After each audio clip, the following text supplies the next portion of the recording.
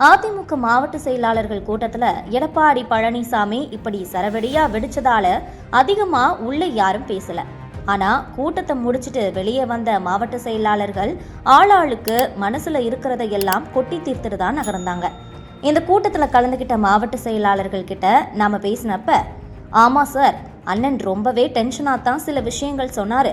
முதல்ல பலமான கூட்டணி அமைச்சிருக்கோம்னு சொல்றாரு. ஒரு விஷயம் எங்களுக்கே புரியல சார். நாங்க என்ன பலமான கூட்டணி அமைச்சிட்டோம்னு தெரியல. ஏற்கனவே கூட்டணியில இருந்த சின்ன சின்ன கட்சிகள் தானே இப்பவும் இருக்காங்க. டிடிவி மட்டும் தான் புதுசா வந்திருக்காரு. என்னமோ விஜய் கூட கூட்டணி வச்சிருக்கிற மாதிரி பலமான கூட்டணி, வலிமையான கூட்டணின்னு அண்ணன் சொல்லிக்கிட்டு இருக்கிறத எப்படித்தான் நம்புறது? எலெக்ஷனுக்குன்னா செலவு செய்யணும் தானே. ஆனா எங்க அண்ணன் முன்னாள் அமைச்சர்களை கூப்பிட்டு உங்களுக்கு இந்த துறையை கொடுக்கலாம்னு மனசுல வச்சிருக்கேன், அதனால எலெக்ஷன்ல நீங்க அந்த தொகுதிகளை எல்லாம் பாருங்கன்னு பிரிச்சு விட்டு அமைதியா இருக்கிறாரு.